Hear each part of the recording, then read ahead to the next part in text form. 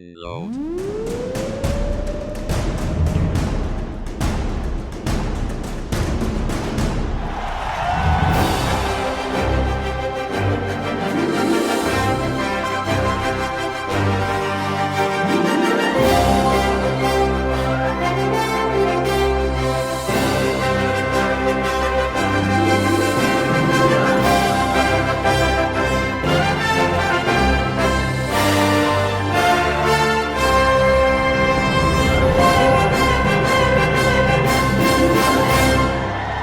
Welcome to Dynamite Download. Welcome, everybody, to Dynamite Download. Thank you guys and girls so much for coming. This is episode 18, so thank you for being a part of this journey with us. We have come a long way, SPD, but we always like to start these shows off the same old way. Let's bring up that match card and let's get talking about this show. There's a lot going on. Actually, going into this week's show, we were actually chatting a little bit about it. It seemed like it wasn't as jam-packed as the last 2 weeks, but let's be real. Those last 2 weeks felt like mini pay-per-views, didn't they? I mean, oh, absolutely. I mean, it was just phenomenal cards week in and week out, and it didn't disappoint one bit. And it's, we talk about it every week, and every time they release what's showing up on Dynamite, it's like, how do they fit it in 2 hours? And they sure enough did. The pacing was good on this, and they hit on all the points. I mean, we had 5 total matches, a ton of different segments, a lot of storytelling, and it was fantastic. Well, that's the thing, SPD, when you talk about it, man. We even with this show, it didn't have necessarily that big match that we were anticipating. Like the last 2 weeks, we got to see Phoenix versus Omega first week of the New Year's Bash, and then Cage versus Darby Allin. This week didn't have that really dynamic match, other than, I guess, if you're a diehard Inner Circle fan, that main event. Look at you rocking it. We're both rocking representative shirts today. For me, I was really looking forward to the classy birthday party that the AEW threw on for -1 today. Really, they delivered it in a way. I can't look forward to talking to you more about that. The match itself was awesome. There were a lot of high hopes and birthday wishes that the AEW Nation was looking for in that one, but Dark Order and Hangman Adam Page did defeat the Chaos Project in TH2. So that one, if there was any doubt going into it, guys, girls, it definitely was delivered. And Cody said he was going to beat Pretty Peter Avalon in less than a minute, and it was looking that way. And then we had a surprise guest, and it was a little bit longer match than we expected, but still Cody picked up the victory over Pretty Peter. Yep. And John Moxley going into this week, I thought, Moxley's match and Cody's match were the 2 slam dunks of the week. You knew that whoever they were going to fit, that one was going to be a lopsided affair. I'll be honest with you, that John Moxley versus Nick Comorato match, sorry, I butchered it, but Comorato match, man, that was beastly. I was very surprised by it. I think all AEW Nation was taken aback by that one. Yeah, that's a name that we're all going to be pronouncing a lot from now on, because I think we just saw I know he's been on Dark and, here and there, but, a lot of the people on social media are just saying, give this guy a contract right away, which, essentially I completely agree with. This guy has potential and star power written all over him. And speaking of star power, we got Big Money Matt Hardy with Private Party. This is a whole different group that we are seeing over the past 48 hours. When we saw him on, if you watched Impact last night, they made a surprise entrance there and picked up a victory. And they took down Top Flight and Matt Sydal, which to me, this was probably one of the most anticipated matches I was looking forward to, because I knew how high paced and high energy it was. And it was fantastic. And it was just paced very well and told a great story all throughout and afterwards. Well, and you say that, SPD, and I got to say, we were chatting about it before the show. And now when you look at the card and you look at how Dynamite played out, I know, it wasn't that big of a show this week. And then you're like, wait a second, Private Party and Matt Hardy are buzzing right now. They have the internet wrestling community just ablaze right now. And yeah, I mean, Top Flight and Matt Sydal, I can't wait to talk to you about that one. But Penelope Ford and Leyla Hirsch representing the women's division on this show. And, we're talking about superstars. Really, Penelope Ford just has that it factor. Whatever it is, her entrance is great. That whole scenario, that match played out really well. Leyla Hirsch, I know that there's a strong following on the internet for her right now. People are pushing for Leyla to get a little bit more buzz going in this year, and she definitely did a nice showing against Penelope for tonight. Definitely, man. The main event, which I don't think had enough time to really tell as much storytelling as they wanted to, with 6 heavy hitters in the ring, was, the Inner Circle going toe to toe, and we did see the leaders, Chris Jericho and MJF, essentially take the victory to become the tag team of the Inner Circle. Called it. Right back to kick things off at the show. I mean, we had a nice way to start it off with the celebration of -1's birthday. They had a little cake for him and all that, and so you knew this was going to be an interesting match when you get the recruitment specialists plus Hangman Adam Page and Cole Cabana versus TH2, which we unfortunately didn't get the true entrances that we love of TH2. No. But I think it was a great way to start the show. You had everyone singing happy birthday to him, and you of course had John Silver leading the celebration, which was fantastic because him on the mic was just great stuff. And it was great. We were talking about this today, and it was really appreciated how JR was like, this is just this is his first birthday since losing his dad, so this is an important thing. It's just not another gimmick act that they're doing. It is a special thing, and I can only imagine how hard it would be for -1 to go through this. And so it's been really great that all the love and support that Brody Jr. has been getting. I've been seeing some of the social posts with 10 is really seeming to take this big brother kind of role, it seems like. To heart, and he's always hanging out with Brody Jr. And then you have Cody as well, taking another maybe father figure role. Maybe it's just going to be his full circle. Brody Jr. will take care of Cody's kids down the line or something like that. So it's been great. And when Luther came out, I think this is the first time we've ever heard him speak on TV, and he really did cut some heat and put some big heat on him with that promo, which you need to in this kind of situation. And I loved how the announcers were really selling the cake and like, oh no, not the cake, not the cake. It reminded me of a few months or, almost a year back when they were ribbing on the Dippin' Dots, which I still have that clip where they did that brawl and like, not the Dippin' Dots. Damn Dippin' Dots. So this was definitely a touching moment. I mean, you see here 10 with Brody Jr. on it with wearing his dad's jacket. So it was a nice way to start the show. It's obviously it's not forgotten, and it's still a very delicate topic. But I guess if we dive into the match itself, it was great for me. Silver and Reynolds, man, I can't say enough good things about them. They are just so fun to watch. The show stealer. Yeah, the show stealer of the match was Hangman. He was on fire. The moonsault off the top rope and just the strength he was doing. He had both Reynolds and Silver on his back. And then I was really hoping that we would see this trio go on a little run, because that buckshot lariat, German suplex. That combination. I don't even know what that is. Yeah, happened, it was awesome. You and I both were trying to get out tweet right before we were trying to go at it together. It was one of those moments where, it showed chemistry, and that finish was awesome to watch. It was just a beautiful thing of visual, just a beautiful visual, SPD, for sure. I agree. Yeah. And the post-match, Dark Order picking up the win was a great thing. So for me, the match wasn't elite. It told a great story. We got to see some of my favorite performers with Hangman Adam Page and John Silver in the ring.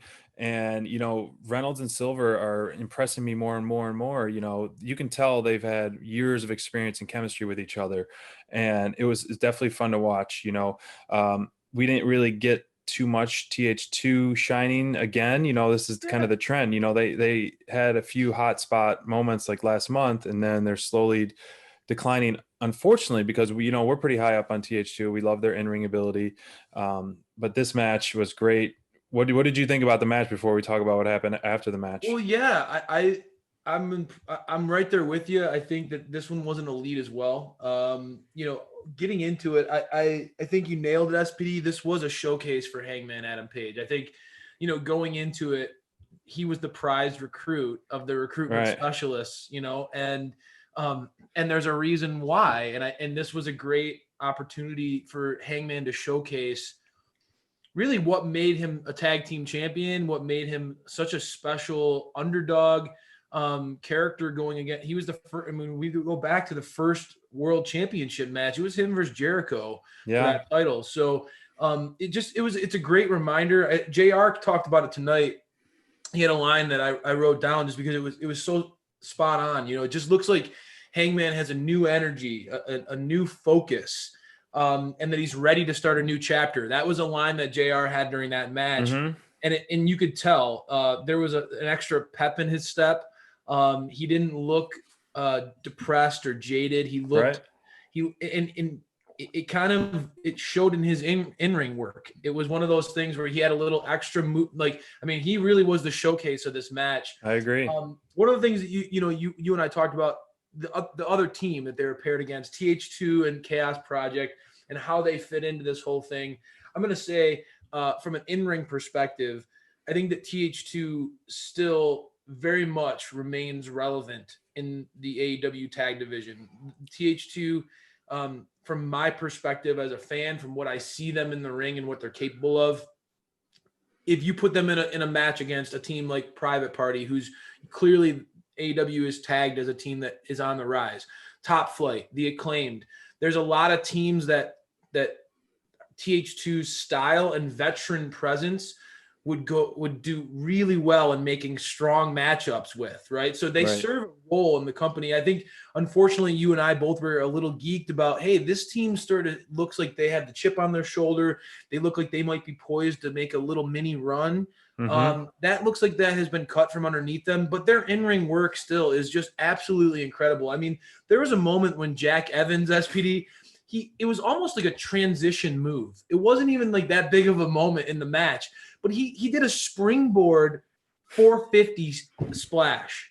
I mean, incredible. As a fan, you think about a 450, executing that off of the unstable top rope. And Jack makes it look smooth. He makes it look effortless. He makes it look easy. And that's why TH2, you and I are such fans of them, is just they always have a way of getting in those big moments, even if they don't feel big. This was not a match for TH2 where the company needed them to be the stars to steal the match. This was clearly about the feel-good story of the Dark Order. It was clearly about showcasing Adam Page and his integration into the Dark Order. Yet still TH2 still had moments where I, as a fan of theirs, was popping for them. Again, I was just like, holy smokes, only Jack Evans would have a springboard 450 as like just a simple transition move. I digress, though. No, it absolutely was an elite for me. I think it accomplished what it needed to accomplish. Unfortunately, the ending, as you mentioned, SPD, really was the big thing that is going to stand out as what we all talk about. And I think, unfortunately, we're all a little bummed. We were left hoping and praying that the birthday wish was going to get sealed and that Adam Page was going to join the Dark Order. They sure went through a whole lot of spectacle to make this happen, and they believed it was going to be a yes, right? That was some of the most comedic, best timing I've seen. It was absolutely perfect. It was so funny. As soon as he gets down on the knee, you see he said yes on that. The streamers go off, the dancers come out. It was just like so hilarious. It was laugh out loud funny. And oh my gosh, what better person to lead the charge of that than John Silver, honestly. Oh gosh. Oh my. They really delivered with that. Not to interrupt, but it was like during this moment, I felt like John Silver was talking to Hangman like I was talking to Thunder Rosa in our interview with her. I was just like, you're so great. You're so inspiring. You know, I was such a fan of hers, and it certainly felt like in this moment, Silver was just having a fanboy moment for Page, seeing potentially his dream coming true of Page joining the Dark Order. Unfortunately, it did not go that way. No. That said, we did get the feel-good moment, like you just showed. We did get the feel-good moment of -1, Brody's son, kind of cutting a nice little promo at the end of the match before this proposal, where he got it. This is my birthday was 3 days ago, you idiot! Like that was a great line. Papers. I know you were laughing at that. No, not the papers. I mean, because that is just some great work there. I mean, he's in good hands. He's got a lot of, obviously very, very, very tough situation for anyone to go through.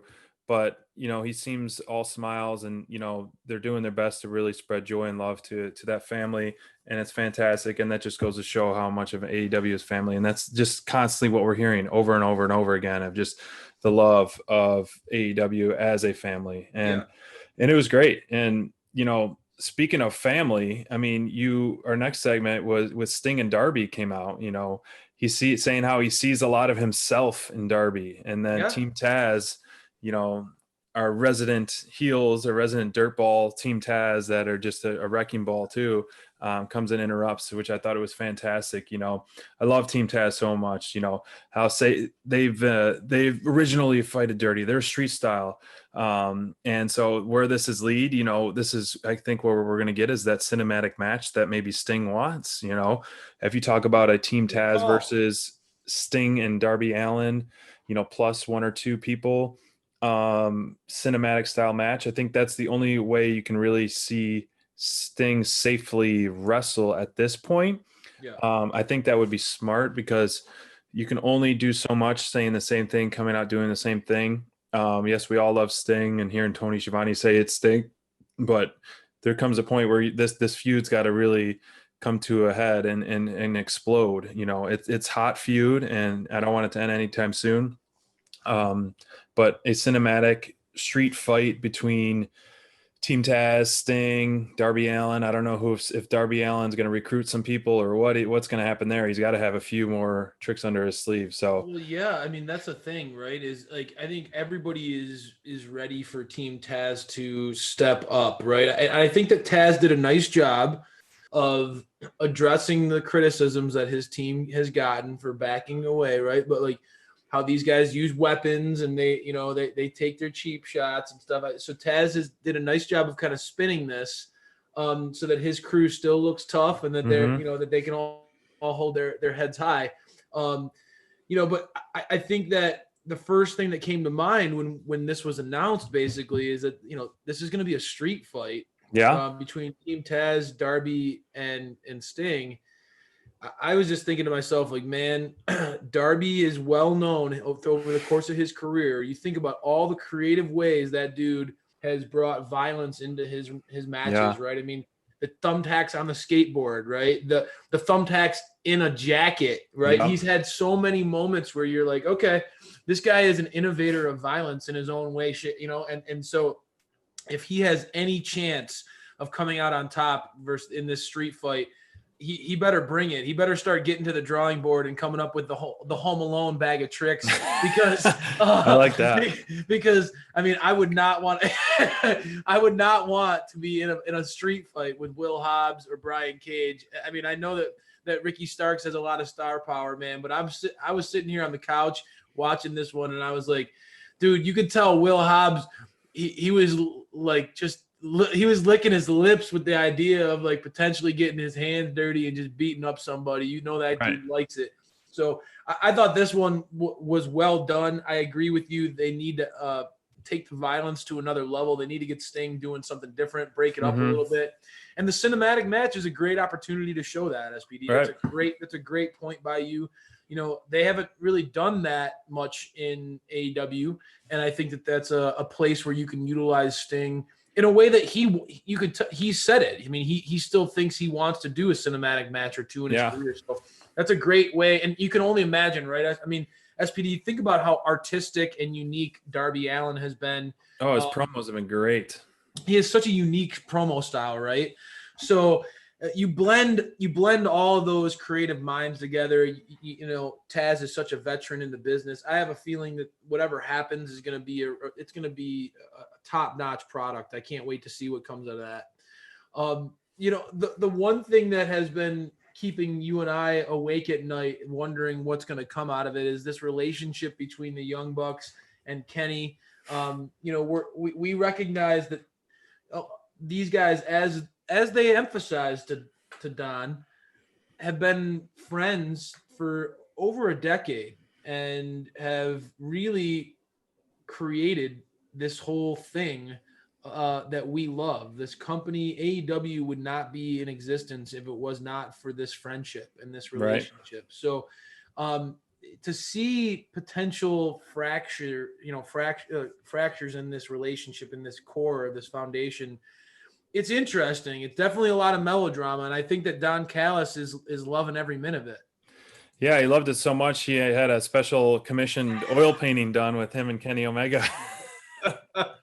That is, and it doesn't look like they're wearing any underwear either. So that's pretty touching moment there. But Don really laid into the Young Bucks, man. It was a very deep cut, saying how he's holding Kenny Please back. take that off the screen. Yes. No, go ahead. Yes. Holding Kenny back, that the Young Bucks are holding Kenny back, and You're that right. they're bloodsuckers of Kenny, and he's writing them checks. I wrote some of those lines down too, man. I mean, you're right.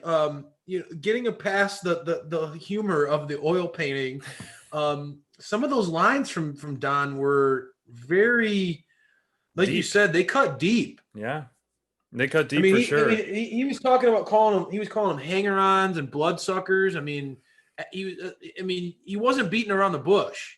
He definitely wasn't. And I'm a little like flip-flop and torn. I'm like, where are they going? I'm very interested where they're going with this Young Bucks thing, because Young Bucks come out and they're hitting, take out some of the AEW talent to join the Bullet Club, and then a week later they get slapped in the face essentially by Don and Kenny, getting not included in their match. And then tonight again we see that throughout the show, they supposedly beat up Don. I mean, he had that bruise on his face after the fact, and then Kenny went on a rampage. So they're going to be pairing up. We'll talk about next week's card, with the Good Brothers. So where that goes to, are they going to, be on the same page, or is the Bullet Club going to be too sweet, or what, So it's very interesting where they're going, like, are the Young Bucks heels? Are they faces? What are they doing now? Are they now, are they going to be, feuding with Kenny? So who knows? I'm confused. I'm very interested. I can't follow along. And that's what's nice, keeping us on the edge of their seat and, wanting for more of this story. And so hopefully, Jackson doesn't have any leg injury. Maybe this is a nice way for it to let the heal. I know there was kind of rumors of he took that, move from Jack Evans on the leg a little bit hard. We saw it on BT as well. Yeah. So, but this is great stuff, man. They are doing such great stuff. And then at the end of the show, you see Kenny Omega and the Good Brothers beating up Penta and, sticking his boot in his eye and then choking him. So they were all over the place on tonight's card. They weren't featured in the ring at all, but they really had an impact, as you should, as the champion and the hottest thing in wrestling right now, with Kenny Omega and Don Callis. Yeah, I mean, Kenny certainly oozes that star power right now. I mean, and I think that with this extra backup that he's had, that confidence, that trademark confidence has gone through the roof.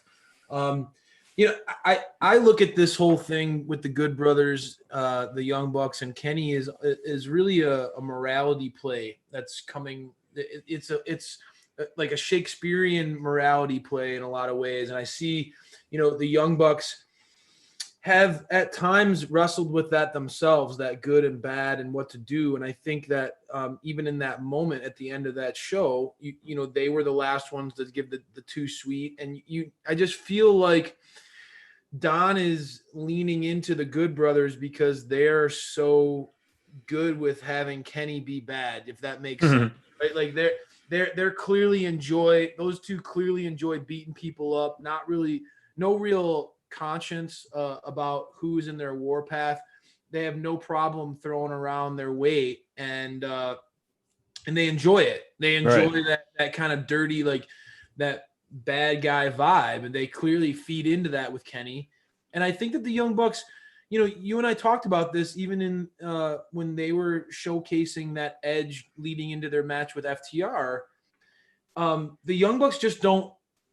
They're capable of being heels. Yeah. But there's something about them that makes us we're endeared to them. I think through a combination of BTE and getting to see who they are behind the scenes and all those things. And their offense is obviously so fun to watch as a fan.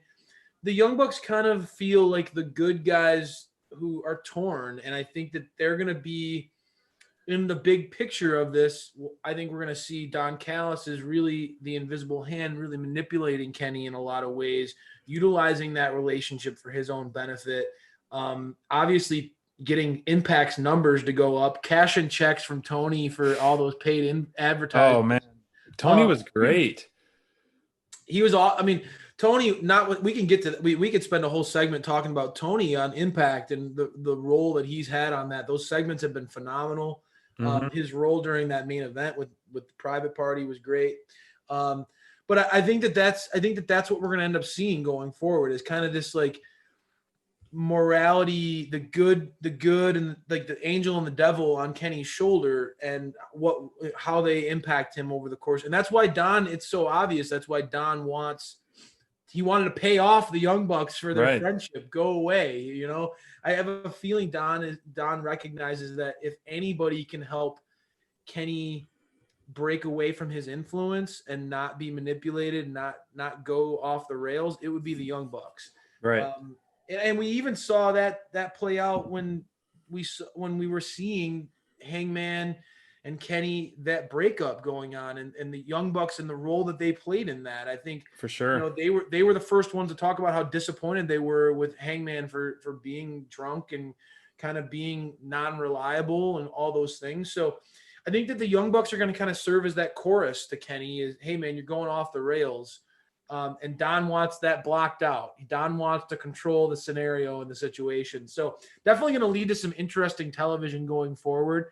The other key member of the Elite that we really don't talk about as involved in this storyline is Cody. And Cody is one of the OG members of this crew. And it seems like, I guess, thank God Cody's not involved in this this feud, because Cody's got he's always had a long list of challengers and people who want to step to him from day one.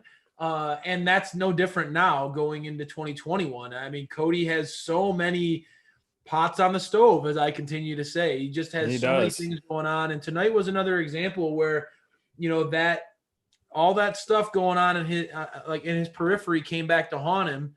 And Jade Cargill made her presence known in this match against Peter Avalon. Pretty Peter Avalon. He definitely did. She definitely did. I mean, before he gets that new shirt by Cody Rhodes is pretty sweet. It's pretty badass. I like that. Kind of like a crest style.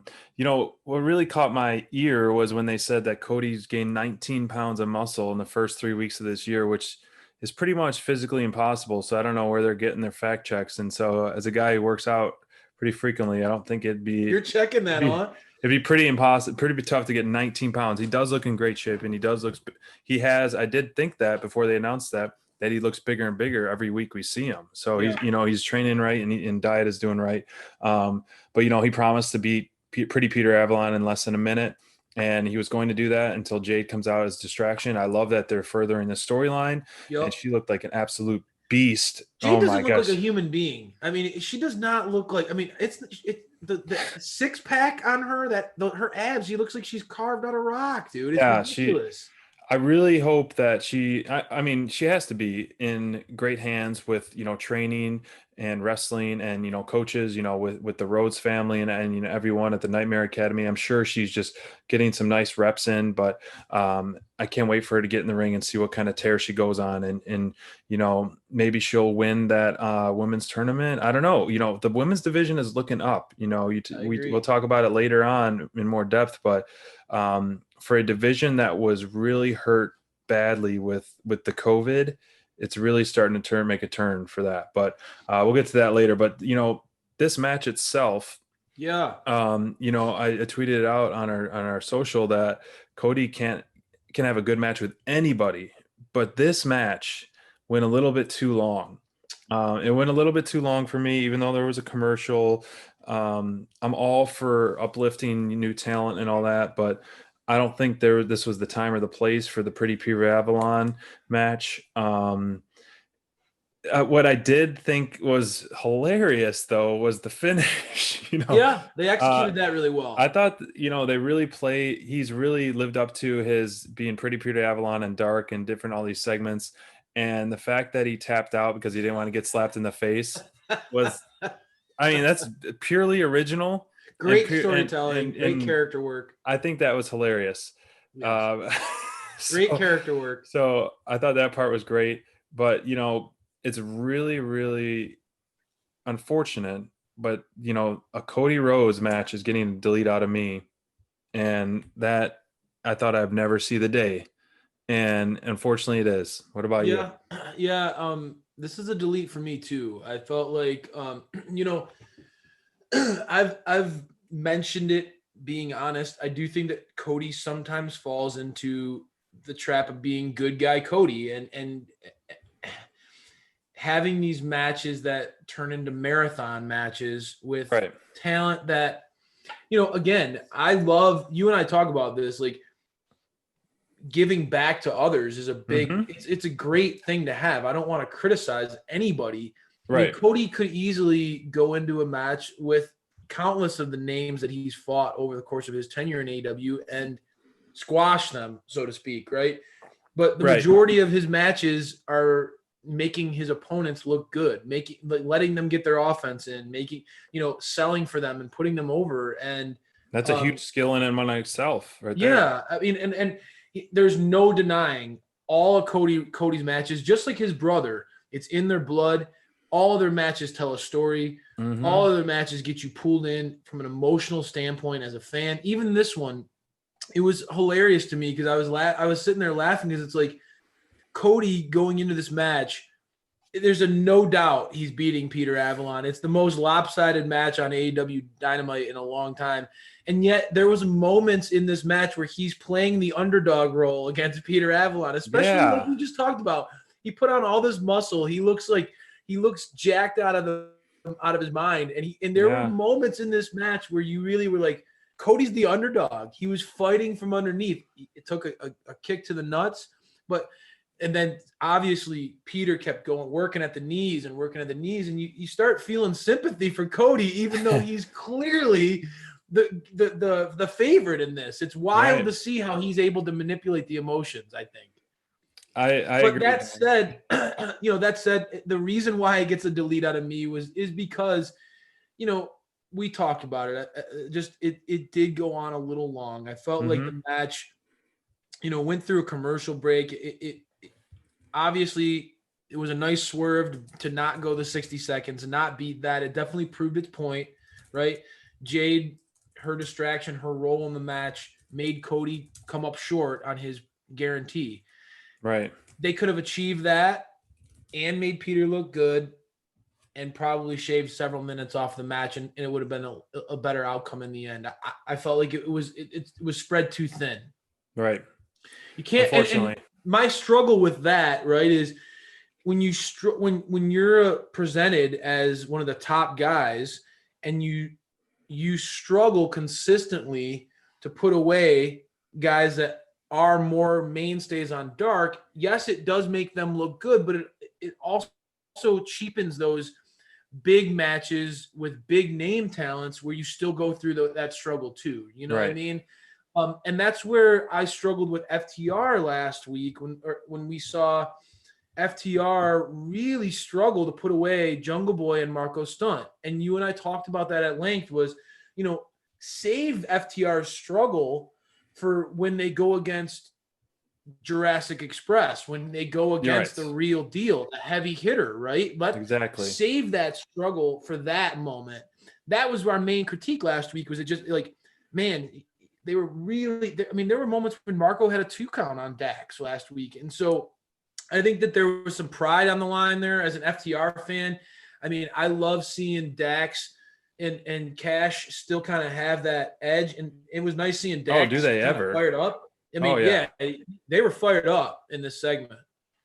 It was great. It was an unexpected segment, and it was very, very, very, very much needed after last week. And, we, staying true to our principles, uplifting the product and others and trying to, be positive. And we're not critiquing other, low blowing anybody. Marco Stunt, I said last week, is doing the best with what he's got. And he has gave me a lot of wow moments. And for someone, half my size, doing stuff I could never do and doing it entertainingly. And he can do the floss really well too. Props to him. I practice the floss. I'm not as fluent as that. Singer too. But all in all, this follow-up by FTR, I'm already forgetting about that match. the way FTR is laying down that promo and throwing the glass at the end, looking they came hard tonight, like badasses in the bar with their jackets on. I'm back on the train, baby. They're back on the they're back conducting the train. Full I'm smiling, brother. I'm happy because they quickly reestablished their edge tonight. You said it real well. They had the look. Cash was even messing with Jungle Jack, kind of giving him a little noogie kind of vibe. You could tell that they kind of had that edge, that fire back, and that's exactly what we needed to see out of FTR. It's certainly. I know you're a Luchasaurus fan too, man. Huge. Seeing FTR kind of pushing their weight around a little bit, getting a little chippy, getting a little angry. Luchasaurus made it very clear he's going to be ringside when Dax and Jack go head to head, and he's going to make sure nothing happens. And having Luchasaurus kind of play that enforcer, that sort of that bodyguard role for Jack, it's a great idea if you want to feature Jack in a kind of a more single. I know that AEW sees very high ceiling in Jack Perry, Jungle Boy. Mm-hmm. That's another opportunity too, where in a match like this, you can break it off and showcase really Jack Perry, Jungle Jack Perry's skill set, his what he's capable of above and beyond. And I think that they really are going to do that when these two go head to head. I think that Dax is enough of a pro. He knows, man. Dax knows where his bread is buttered. Dax knows, man. This dude is a part of a very special tag team in a very special tag team division. I think that he recognized FTR's place. You and I talked about it. Yeah, I was a little bummed out as a fan last week, but dude, their place is locked. They're locked and loaded. They're not going anywhere. They're always going to be in that top 5. Yeah. They're just that consistent. So I think that Dax, as a pro, you're going to see him work hard to make sure that Jungle Boy shines in that match. I think that that's going to be a real showcase. If you're a Jungle Boy fan, I have a feeling you're going to want to watch that match. I think that he's going to really work hard to put Jungle Boy over and showcase what that kid's capable of. I'm excited about that one. I think that's going to be one of the low-key, like, work rate-wise, that match is going to be killer. I agree. And a killer unexpected match was when we saw John Moxley back in action. The biggest question was, who is he going to be? I thought it was going to be like, a squash match and kind of, just to get his bearings, because the announcer said that he has not fought since December 12th. And, we're looking on the calendar right now, and that's almost 2 months from that. Yeah. And, Nick Comorato is a name that, like we said earlier, is one we won't forget now. He came out with a vengeance. This guy really surprised me. I've seen photos of him. I haven't gotten too depth of any of his matches on Dark. This is a surprising stat, singles record 0-2 on Dark. So I think he went against, correct me if I'm wrong, maybe like Luchasaurus or something, but this guy's got an awesome look. He's huge. He can bench press 600 pounds. Holy I don't know if you caught that. 600 pounds. Maybe I've maxed out half that, maybe, and I've been training for a while, but I mean, this guy's huge. 600 pounds bench press. So I'm really glad it wasn't a squash match, and it really, for a while I was questioning this booking. I'm like, why is, who is this guy kind of taking on Moxley, and he's taking him on pretty good, and the announcers did a good job. How, there was an open challenge, essentially. No one took the challenge except this guy signing the contract. But it was a nice squash, maybe, or nice match overall. So maybe down the line, if Moxley needs backup, he can recruit this guy. I think that would be cool to him to have kind of joined a force. We don't know if Nick is playing more of the heel or the face look, but he looked pretty great. And I think his social media and his name's going to be circulating the internet the next, few days for sure. Yeah. I don't know about you. That was my first reaction, was like, when I saw this dude, I was like, I know I'm not the only one who's scrambling, typing in Nick Comorato. I'm trying to find I want to follow this dude because I think that this guy clearly has a bright future. Just when you see, and again, you just talked about it with Marco in the last segment with FTR. You can't control your size to a certain extent, right? You have certain things that aren't in your control, but when you see a guy like this on screen, wrestling is a visual business. I mean, there's no denying it. Always has been. It is a visual business. And man, you see a dude like this on screen, he commands your vision as a viewer, man. That he commands your respect. You're like, all right, I might not know anything about this guy, but man, this dude looks legit. Like, I don't want to get in a fight with a guy like this.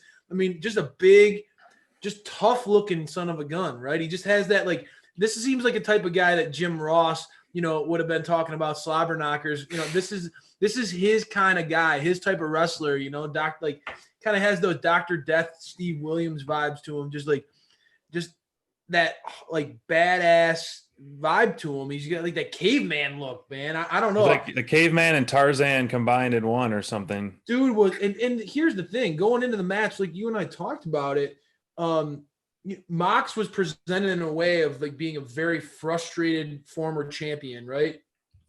Has gone through a lot with Kenny, especially, and the back and forth that he's had with Omega, the frustration, the beatdown that he got at the hands of the Good Brothers and Kenny. Yep. He was presented in a way where, oh man, this is a bulldog who's going to get let off the chain, and he's going to tear into whoever is going to be in the ring with him. And to your point, Big Nick, man, that dude took everything that Moxley could throw at him and was given plenty back. So absolutely, I felt like that this was a surprise match, more so than the Cody versus Peter Avalon match. This was a really good surprise that it went longer and was more competitive than we could have thought as fans. I was very impressed with this one. I was very impressed as well. The only knock that I have, if I have to give one, is the finish. I guess it's kind of like trying to slay the giant. We just watched The Princess Bride last night with Andre the Giant in there, and he got taken down by like a sleeper hold essentially. Yeah. And so that's kind of this. It reminded me exactly like this bigger giant guy getting taken down with a choke out or a sleeper hold essentially. I'm not a huge fan of that finish. That being said, it did make sense in a way because, doing the paradigm shift on a bigger guy like that could be challenging. So it does show I think it saves Nick doing that finish versus, let's say, like an armbar finish where he taps out or something like that. So, yep. He didn't tap out. He passed out essentially. Right. So it saved him in a way. So that way I get it. But overall, if you're looking at it on paper, like, oh, he choked him out and finished it. With someone like Moxley, I think it would have been a better finish, but they worked. But the promo is great afterwards. Yeah, I think it's a good point by you, that finish. I know that they're definitely leaning more into Moxley being like that, that MMA true badass vibe. And the Bulldog choke was integrated in more into his repertoire. And I think that they're going to do more and more of that going forward with his fighting style. I think he's going to lean more into some of those chokes and submissions and things like that. But you brought up his post-match promo, and I want you to dive into that. There was a lot that Moxley had in store for us as AEW fans. Definitely delivered some bombshells as far as what he has in store for us. And I think it led to Beach Breaks main event, right? Yeah, I mean, we didn't really know what was going to happen. Before we get into that promo, I guess it's an elite from me, and I'm sure it's an elite from you on this match for sure. Yep, for sure. Unanimous on that. The promo, which you knew was kind of going to be coming, which was great. He really, really cut into it. And I tweeted it out, and how he's saying all roads lead through me, whether you're in Nashville or here and there. And it was an awesome promo. We've talked about this time and time again, how smooth he is on the mic and how powerful he is and how he is great to build any match. And it was a nice surprise announcement. I know we've been preaching to the universe to main event Thunder Rosa and Britt Baker at Beach Break, to finally give the women a main event spot. But if they couldn't get it, this is a perfect one to have. I mean, the star power of those six guys, Moxley and the Lucha Brothers, which Lucha Brothers is my favorite tag team. Then Kenny Omega is my favorite wrestler. It's going to be Moxley, Phoenix, and Pac. It's because Penta was injured. So I missed that. It's gonna be Moxley, Phoenix, and Pac, dude. I'm sorry. Wow. No, dude, no. For me, like, and I missed that. That's the only cushion for me because I'm still so. I feel like my heart is into this feud with Britt Baker and Thunder Rosa. There's no replacing weeks upon weeks upon weeks of build and intensity and fire. That feud, to me, I still believe that that's the feud of AEW, and that definitely deserves to be a focal point, and I feel a breakthrough match for the women's division. I wish that this was billed as a co-main event, but I mean, dude, I can't even argue. When you show that graphic, when you see John Moxley, Pac, who, again, that's where I'm like, all right, man, I got Pac, Kenny Omega, John Moxley, Phoenix. You got all these guys in the same ring. That is a lot of star power, brother. And they're not pulling any punches for Beach Break. This is going to be one of those matches where you're just like, damn, man. Like, I mean, the fact that Moxley, in this, he talks about everything, all roads going through him. Kenny and the Good Brothers are asserting their dominance, and they're really trying to prove that they're the alpha males of the wrestling world. And this is where I think Moxley's statement comes into play, where, I'm not sitting back on the sidelines while you guys run around, Kenny running around in his fancy purple shirts and I'm not going to sit on the sidelines and just let you guys run the show and run amok. If you think that you're going to be the top dogs, prove it to me. Right. And that's where Moxley's promo really, I think, ties into this match. Seeing Mox with Phoenix and Pac on the same team, brother, I mean, sorry, I missed that. I missed that detail, and I didn't mean to, but I'm wow. Right? I mean, that's going to be a match for I don't care if Kenny Omega has the Andre the Giant clones as his tag team match. No one should beat Moxley, Ray Phoenix, and Pac. There's no. That's the hard part, right? You got three. You got the guys world that could beat them, dude. You have the world champion and the Impact Tag Team champions going against, honestly, Moxley, the former world champ, Pac, who has pushed. They've talked about it. I'll be more than happy to remind you, one of the only men in all of AEW who have actually pinned Kenny Omega, right? And then you have Phoenix, who we just witnessed a couple weeks ago, gave us one of the most epic. You talked about it as they already set the bar as the match of the year. Yeah. Phoenix versus Omega set the bar for match of the year for 2021 already. So you have that team versus SPD. It's going to be a match for the ages. That's going to be quite a main event. So it definitely goes from me being a little bummed out that Dynamite download. We've been really campaigning. We really do believe that Britt Baker Thunder Rosa match is going to be a special one, but I couldn't complain. I was just like, man, this is a glut of riches, man. These guys have so much talent on the roster, and this main event is going to be an absolute barn burner. For sure.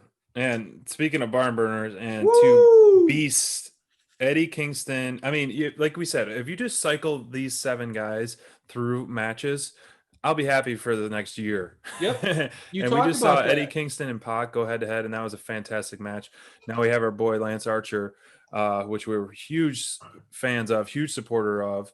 The Murder Hawk is going to go face to face with Eddie Kingston finally, and how he said, "Pac, beat your ass, and I'm going to put your ass down," which is great and powerful. And Eddie was still trying to chat, flap his gums a little bit, but he shut up pretty quick after that. And then you see, Jake the Snake cut a little mini promo. It's nice to see him, but I don't know if he looked kind of maybe he was overheating a little or something, but I don't know, man. Whenever he talks, it's always powerful as well, man. Just that raspy voice, it's just like alone. Just this evil voice. It's so, this is a great picture of them going face to face. And, you've seen him as well, Jake the Snake in person. He's a big man. He's a big, tall guy.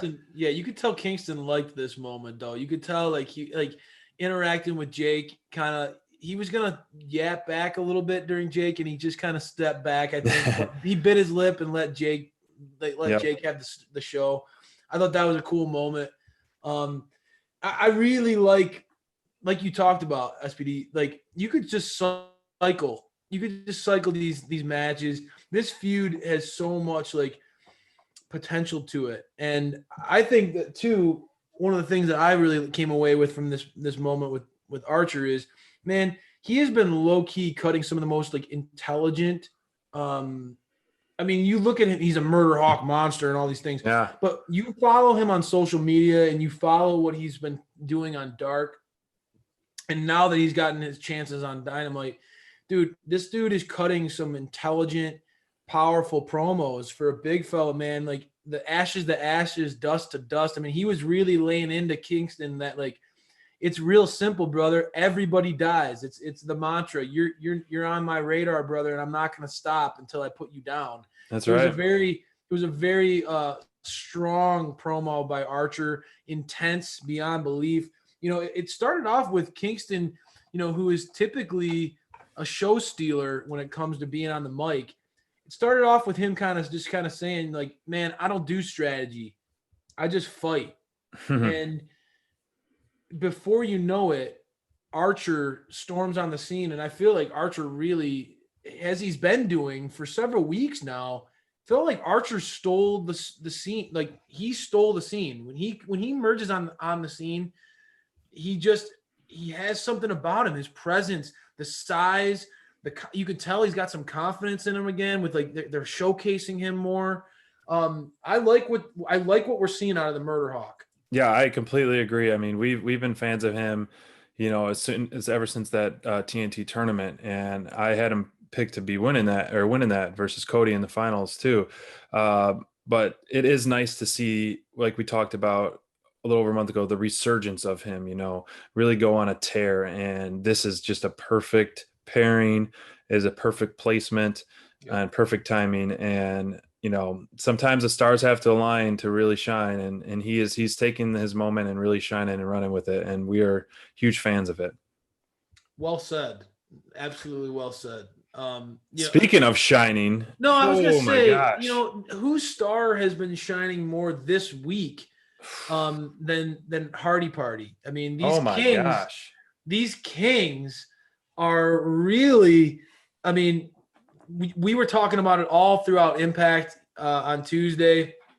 As soon as Matt Hardy made the announcement that he was going to be on the show with Hardy Party, we were like, we were shocked. We're seeing the AEW versus Impact war starting to really play out. And now you see Private Party, the AEW tag team that really started out getting a shot against and beating the Young Bucks, now really rising up to this status that they're in now as we saw tonight. Hey, don't forget about where we came from. Don't forget about who we are. I think that's something that, man, I touched on this weeks ago. Top Flight, the Acclaimed, you got a lot of young teams, man, that you see are getting buzz about them, and people were starting to sleep on and forget Private Party. And like, it's like, don't forget, Private Party was the original hot young tag team in AEW. And I think that Matt Hardy's carny, big money Matt ego here, he's starting to rub off on these guys. And as we saw tonight, they fully bought in, and they're officially in on the Matt Hardy bandwagon as far as his leadership and his counsel. I think that he's told them basically win at all costs. Yep. And we saw that Isaiah Cassidy and Mark Keane, they had a little glimmer in their eye. I think they're starting to enjoy the newfound success that this edge has brought them. It's amazing. I love what they're doing. I love what Matt Hardy's been doing. The truth is the truth. He's big money for a reason. He is on his game right now more than ever since he came to AEW.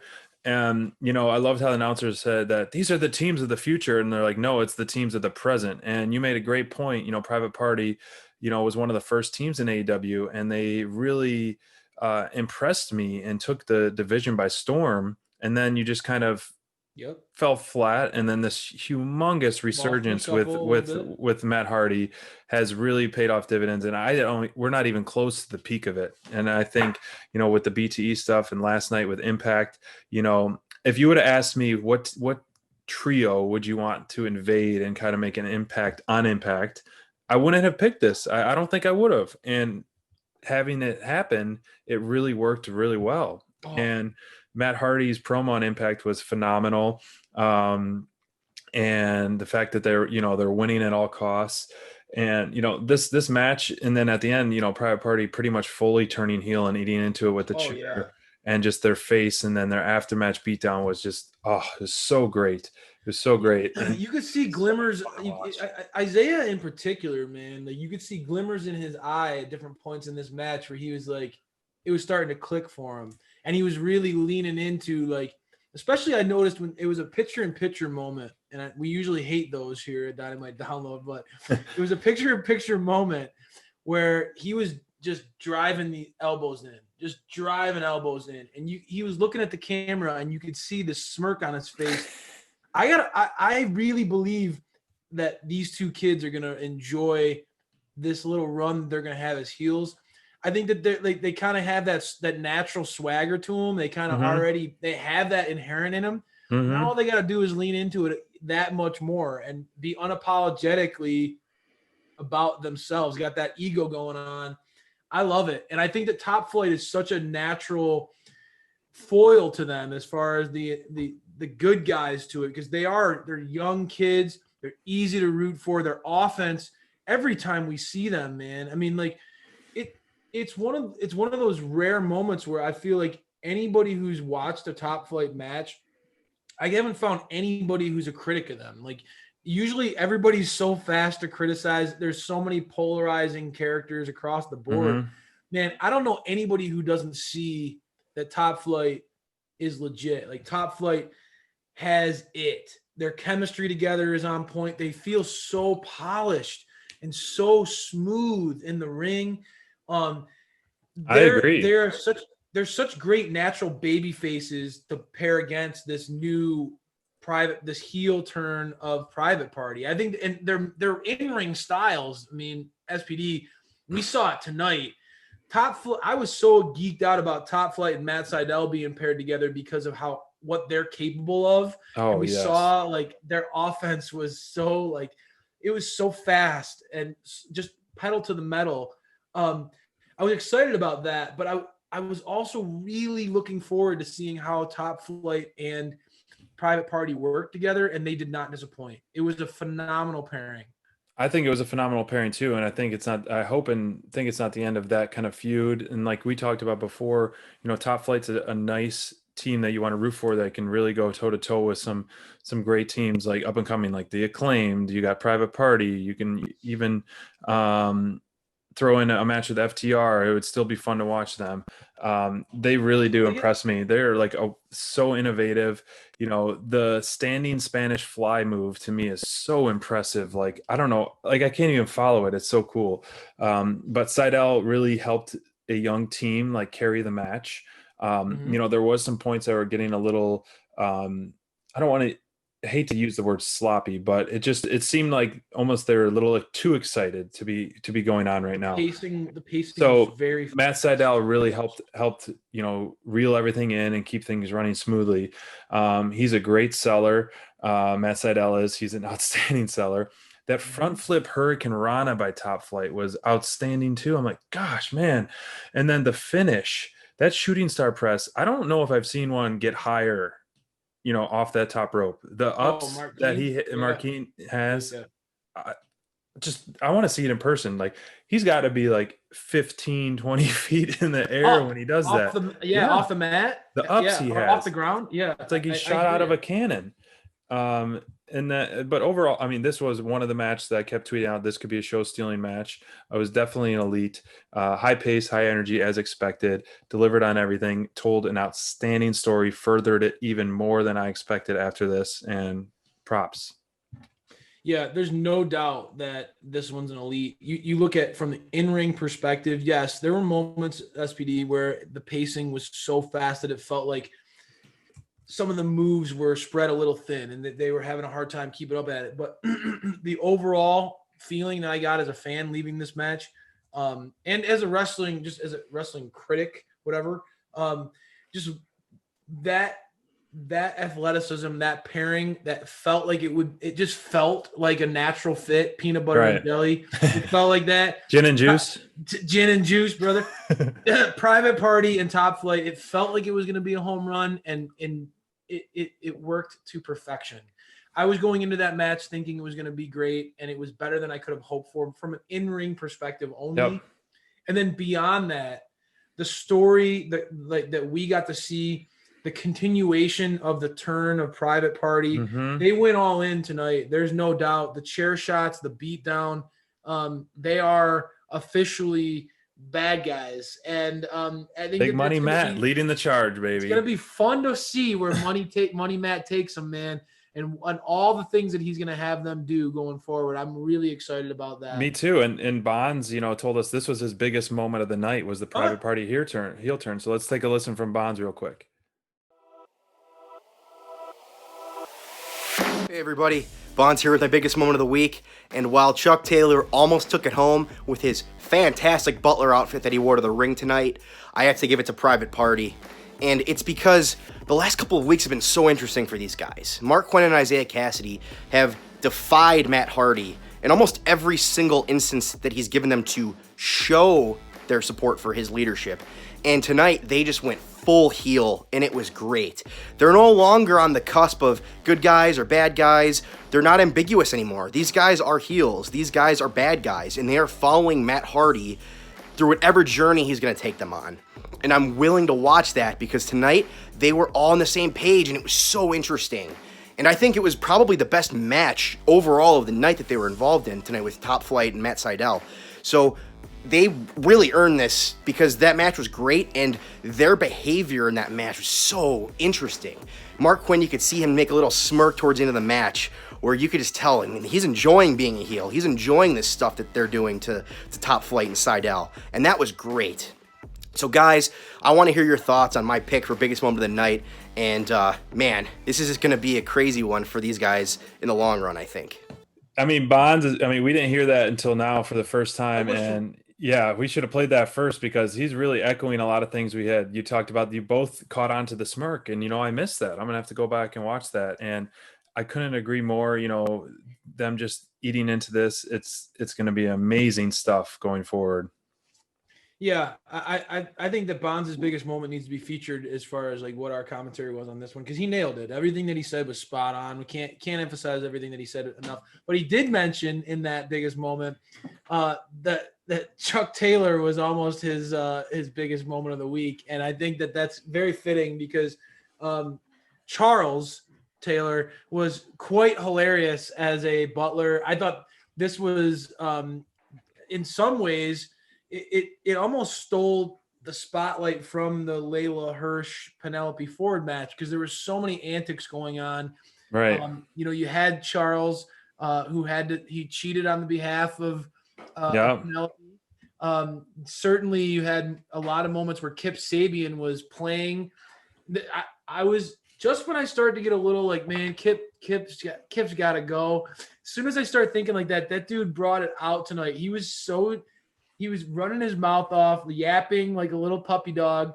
The dude was definitely like, I felt like leaning into his greatest character traits, which is being like obnoxious, over the top, kind of like the heel that you want to punch in the face. Yep. I thought that whole story was played out very, very well, with the backdrop being Penelope Ford and Leyla Hirsch having a pretty intensely fought women's match. Jump in, SPD. What were your thoughts as far as the match itself and sort of the context in which what we saw going on? That was a real theme that we saw throughout most of these matches tonight, was that the match itself served as a base for a bigger story. We talk about Cody and that was more about the Jade moment. We talk about a little bit about earlier with Sydal and Top Flight. That really served as Private Party cementing their heel turn. This was a big moment beyond that. Go ahead and jump in. Yeah, it was props to AEW for getting a nice audible match filled in here and really tell a more in-depth story. I mean, yes, we were going to hear from Miro and his Butler um, during this at some point, but they really did a nice job tying all one segment in together. With Nyla Rose going down. But the match itself, before we talk about everything, once again, man, picture in picture really sucks the air out of any momentum. The start of the match wasn't as strong as I was hoped for. It was kind of just slow. I mean, they talked about the announcers did a good job building it up, but anytime we see Penelope in the ring, she really does impress. And I think we've said it before that she should be one of the main core of the division because she really she's stronger in the ring than Kip, in my opinion. She's more entertaining. She's more agile. She's got more repertoire. But this, we've seen legit Leyla Hirsch in the past, and she has impressed, looking strong. For her size, she's really is a nice addition to the division. And when she went off the top rope, that really surprised me. I did not expect to see that for someone who's really a ground and pound type of person. Yes. So to see that was awesome. And then the Butler goes down commentary was pretty funny, but in true heel fashion. Yes, you had to have the Butler and Kip and kind of play this to really solidify these guys this group being like dirt balls. But yes. The post promo really did a great job. And Miro is, so good on the mic at being a bad guy and so hated. And it was, a good tie-in. The match itself, though, I'm going to give it a delete, but the overall segment, I would give it an elite, overall combined segment. So if I was just judging the match alone, I don't think it was a strong enough match, strong enough storytelling to give it an elite, in my opinion. But if you tie in the shenanigans with Kip and the Butler and then the post promo and all that, I think that was an elite segment. It didn't seem too cheesy. And then you show Orange Cassidy in the crowd. And so that kind of gives you more breadcrumbs to what's the future to hold. So segment elite, match delete. Yeah, I can respect that take. I don't typically we can give each other a hard time if we give a soft delete or whatever, but yeah. I can respect that take. I think that these were two very different commodities in that regard. I think, especially when you talk about, how they could have booked this, going into it, they really just talked about it was going to be an update from Miro and the Butler scenario. And instead of just having another backstage segment, which I'm glad they didn't. Yes, right. We got to see Miro out there. We got to see him in the flesh. We got to see, the shenanigans in the ring. I really liked how they played this. I felt like Miro's post-match promo, like you talked about. I mean, just him calling just Charles. He had me cracking up throughout his whole promo. I mean, he was really leaning into making, not just Chuck Taylor's life miserable through this scenario, but dividing his friendships and making pushing Orange Cassidy away and just really rubbing the best friends. You think about ever since the best friends have gotten involved with Miro and crossed him, Trent's on the shelf. Chuck Taylor is now Charles Taylor, the Butler. Orange Cassidy's all by himself. And so it's Miro true. really think comes of it like out. That. Miro comes out looking. I know a lot of people have criticized what Miro, how they've been using Miro and all that stuff. Think about the impact he's had on one of the hottest overall commodities that AEW has. It's a good His point. impact alone. You think about Santana and Ortiz couldn't break the best friends. The Inner Circle couldn't do it, right? Mm-hmm. But Miro alone has really caused this group to fall apart very quickly. So I think that gave Miro a lot of shine. Like I talked about, Kip Sabian, this is exactly how they need to use him. Just being just a jerk, obnoxious twerp on the outside. The guy you want to see get punched in the face. He did a great job at that. And getting to, so I can say I agree. The overall segment, elite. The match itself, I was excited about it. But I agree. I will give the match itself a delete. I think now that you paved the path that this is an acceptable answer, SPD, I'm going to copy you. And I think that the match, here's my thing. going into the match, I was really excited about it because I feel like Leyla Hirsch, legit Leyla, for her offense is very much my kind of wrestling. I like the suplexes. I like submission. I like that ground and pound. Yep. I like FTR style. Yeah, I like that. FTR style. I like that kind of when it feels real, when it feels like they're in it to win it. Like, right. I like Serena Deeb for that reason. I like Pac for that reason. Just the intensity, right? Yep. And I feel like Leyla brings that to a lot of her matches, but it didn't feel that way tonight. I just didn't. This was not a signature match for Leyla this evening. I wanted more suplex city. I don't want to go into that, but she could go on like that rant. That's why it lost me kind of early, because just like the rolling around, yes, the groundwork is fine, but it didn't seem really polished in the sense of that we know her capability of. I agree. It wasn't as definitive of a showing for Leyla as what we've seen. Quite honestly, I don't know how Penelope seemed to struggle with that kind of offense. I mean, right. like for her, you and I, we've talked a lot about Penelope. And like you said, I feel like Penelope Ford has a certain star power about her that you just can't deny. She has that charisma. Yeah. And her offense tends to be the best when you see her best showings. It tends to be a little bit more high flying, a little bit more fast paced. Great Hurricane Ranas she can do, and one of my favorite Hurricane Ranas in wrestling. It's very impressive. It just I feel like this was a real clash of styles for Penelope, and it just didn't gel. These two didn't gel very well, and that's why I give the match itself a delete. There's no excuses though why the main event these guys couldn't gel together, because they're all friends. You have to see the inner circle go at each other, and it was really a breakdown between what we see as the core group, Santana and Ortiz, taking on two really teams that have come together recently.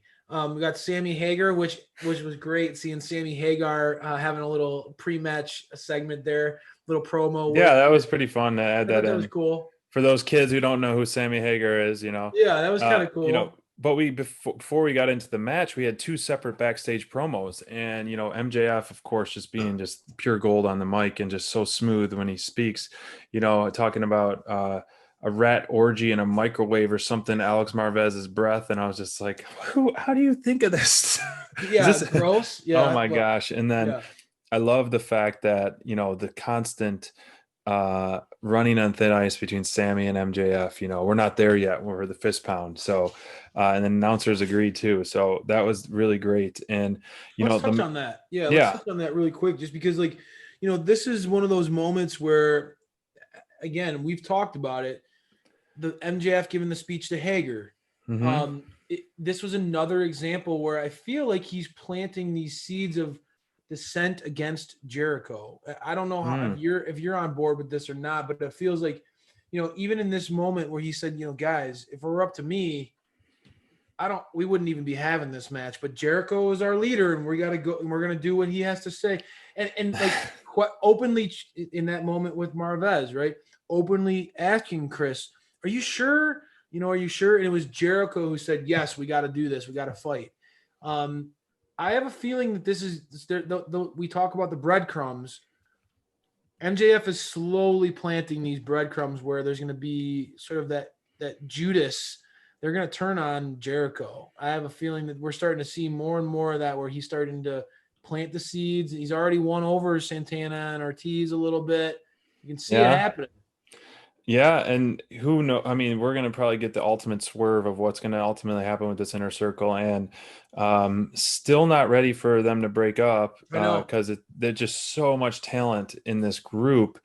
And, if you start to spread the wealth throughout the card, then yes, obviously it's better for the whole business and the whole company. And in this match itself, we got to see kind of Sammy Hagar looking like these baby faces. Hagar was kind of feeding into the crowd. They worked very well together. But, Sammy really stole the show in terms of his performance in the ring. Mm-hmm. And, I tweeted it out that I think we saw a star-making performance by Sammy Guevara tonight in the ring, which what he did. And sure enough, Sammy liked it, and he knows He knows he is there for it and all supporting it. But I mean, he was featured so much. You do the high flying and the flips, and then the showboating, and right off the bat, he came out strong. Oh yeah. And it was unfortunate the way it ended. I really was rooting for Sammy and Hager, which was honestly like the bottom of my list of those three of wanting to win. But they told the story where you want them to win, and so of course I did pick MJF and Jericho to win. It just made sense to them being the leaders. Maybe there's gonna be some great storytelling down the line. Those guys are so good. So where they go from here, I'm not sure. I'm sure they'll just essentially be focusing on them, and I feel like pushing the rest of the inner circle a little bit away and be like, oh, we're the tag team, we're the focus more than they already are. Mm-hmm. I don't know. What do you think goes from there? This match itself, I wanted 30 minutes out of it. I wanted more time out of it. Yeah. It was definitely an elite. There was a lot of star power in this. And, MJF being the coward he is, didn't get a tag till the last 2 minutes of the match. And so it very felt rushed finish, and you just wanted more. As I was seeing the clock tick down, I'm like, they didn't, it was maybe a 12-minute match at most. And I was kind of bummed about that. Off that Cody match. Yeah, I know. Right? Yeah, they could have done that. I feel like for me, on this one, SPD, it was like, and they had so many moments where the inner circle, that chemistry and how they know each other. They had a lot of little gag moments where it was like, man, they try to jam so much in such tight time, like the Dynamite Diamond Ring, right? Like there were so many little things where you wanted to. I agree. Give it a little bit more time to flesh this out. Like this is a big match, and we talk about the inner circle. You talk about star power in a group. Yep. There's no other stable in wrestling that has that kind of star power, especially in AEW. I mean, this group definitely they command respect every time they're on in a segment. They're entertaining. They definitely steal the show. I feel like for me, it's one of those times where I look at SPD. It's like I don't want this team to break up because there's a fear of what will happen if you spread these guys out. Right now, you can control it. You have all of them on. Anytime that they're together, they're in a segment, you know that Santana and Ortiz are going to get FaceTime. You know Hager is going to get his FaceTime. Sammy. Breaking them up right now, especially after what I saw tonight, I worry a little bit about what I see out of Santana and Ortiz, right? Like, what would happen to them? I was really pulling for Santana and Ortiz to win. I'm a tag team guy. I feel like chemistry means something. I feel like that tandem offense, I really wanted them to pull away. And I think that those guys have – you mentioned Sammy. I feel like I'm getting some more babyface vibes out of Santana and Ortiz too. Oh, okay. So personally, I'm starting to see a little bit more moving in that direction. So I don't know, man. I think that the way that this match ended, kind of cheating to win, is certainly going to leave the other members of the inner circle a little salty still. It makes me wonder if they're truly going to be like Jericho wanted. They're going to be at peace and they're going to be done. They're going to get it out of their system and go at, and I don't know, man. Like you lose like that. Sammy's gonna be pissed. Yeah, you lose like that. I don't think that you're going to be just accepting it. And I think that that's going to be another situation where Jericho's going to tell them basically accept it. It's over. We won. You win by any means necessary. Maybe it's a teaching lesson for these guys or whatever. But I felt like you nailed it. This was more than anybody in this match. This felt like a Sammy Guevara match. This felt like good segue because we both picked Sammy as our top performer, and really. Just so everyone knows, I don't tell you my top performer. I ask you so I can get these graphics up and running. And I picked Sammy before I asked you yours because I always pick mine ahead of time, so I'm not influenced at all. And as I was going through this, I had Hangman in mind to start. And then I was like, okay. And then this match come on. And then Sammy's doing some great stuff. And then more great stuff. And then more great stuff. And I was like, okay, yep. Sammy just really showed some growth. And he cut a heck of a promo on Dark last night. If you saw that, man, he was like, I'm going to hold every belt and this. It doesn't matter who it is. I'm coming for you, Darby or Kenny, and it was great. And he's the best, and how, it's no secret that he came in here because of Jericho, but Jericho scouted him. It's not because they're friends. It's his talent is what got him here. And so his promo on Dark, if anyone hasn't seen it, go back and watch Dark on 119. of Sammy Guevara, and he really impressed me tonight, which isn't surprising because he's an outstanding worker in the ring. But out of a talent of this caliber match, for him to stand out says a lot. Well said. Yeah, well said. I mean, when you have Hall of Famers like Jericho, you have everybody's favorite heel like MJF in the match, a polished tag team, like Santana Ortiz, and everybody's buzzing about you. You're doing something right. I felt like Sammy. This is one of those, those moments we've known that Sammy had potential as far as a babyface on his own, and he's had glimpses where he stood up to Jericho in the past and things like that. But tonight, his promo work in the backstage segment felt natural. It felt good with MJF and the crew. I felt like more than normal, he was given a platform on Dynamite to showcase what he's capable of. I don't know, man. Sammy's offense has babyface written all over it to me, right? I mean, Sammy's offense has top babyface written all over it. It's just like you want to see this guy week in and week out pushing the limits of what he's capable of doing and dropping your jaw in the process. He's just an absolute Spanish god. He's unbelievable as far as his offense. He makes it look easy. And I think that even with the way the match ended, as you alluded to, he, of all the crew, was particularly unhappy, particularly pissed off about how he felt like he got jobbed out of that match. So right. I think that those seeds of dissension in Sammy were watered a little bit more tonight. Yeah. I definitely see him being the one who could potentially break away as the babyface leader. I agree with you on that. There was an excellent showing by Sammy.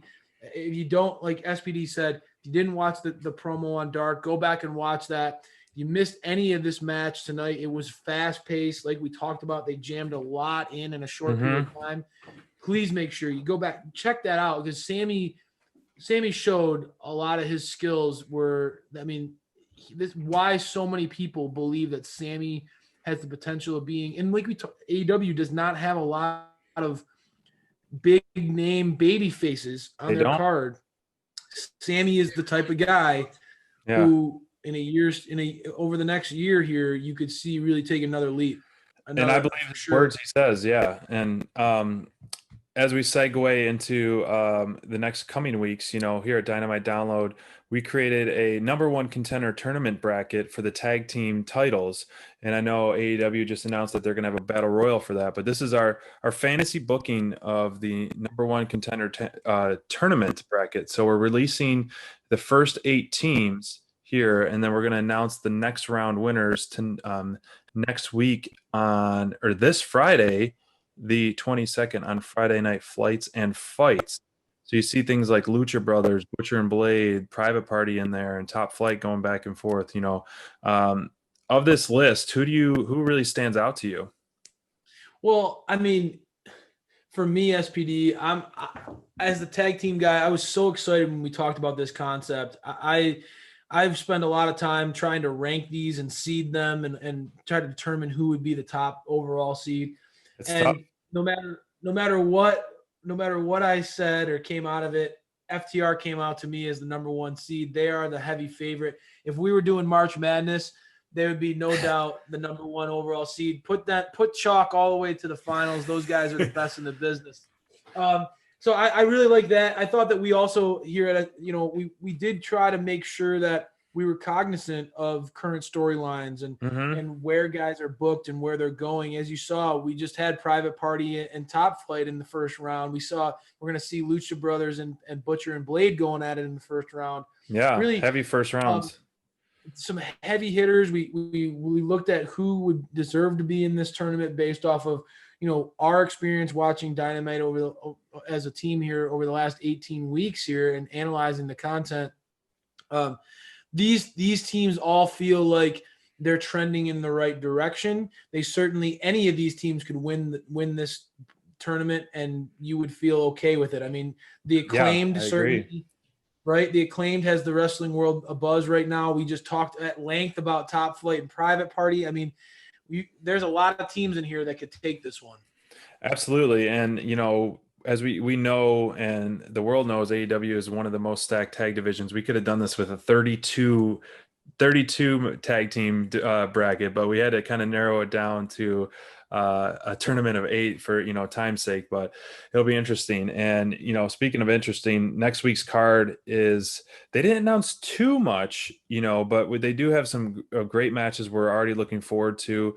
Jungle Boy versus Dax Harwood, like we talked a little bit about earlier, is going to be a very good showcase of 2 different styles. And I think, Jungle Boy had some great matches with MJF. He had some great matches, a few months back. And we haven't really seen him shine too much because he has got some very good, he's very good in the ring, a lot of talent in the ring. So a one-on-one match with Dax will be very, very fun to watch for sure next week. Yeah, I mean, we talked about Sammy's showcasing him being our top performer because of the potential as a top baby face that he has. Jungle Boy has the exact same thing. His offense is unbelievable. That's going to be a great match, and that my man Dax is going to represent. But I think you mentioned they didn't announce too much. They really could have just announced this match, and then that would have been it. We would have been all in. Lance Archer, the Murder Hawk Monster, is going to go against the Mad King, Eddie Kingston. You got really a brawler in Kingston who has not had a lot of luck in his matches of late, going against truly a guy who has we've talked about it since we've turned the calendar to 2021. There are a few people in AEW who are hotter than Lance Archer. This one's going to be a bloodbath. Truly going to be a battle. These two are going to beat the crap out of each other. Can't wait for that one. That's for sure. And then we'll finally hear from Shaq again. Cody's going to respond to Shaq. I don't know if Shaq's going to be there, but he'll cut some promo. I'm sure it's going to further the storyline with Jade. It could probably turn into some more chaos in or out of the ring somewhere. So it's nice to get that storyline furthered with Cody responding to Shaq. Well, we know that there are going to be a lot of words between them, but for us, we want to see what's going to happen. I think that the story is going to be told in the ring between the Young Bucks and the Good Brothers going against the Dark Order. That story, what's going to happen? Can the Good Brothers and the Young Bucks coexist?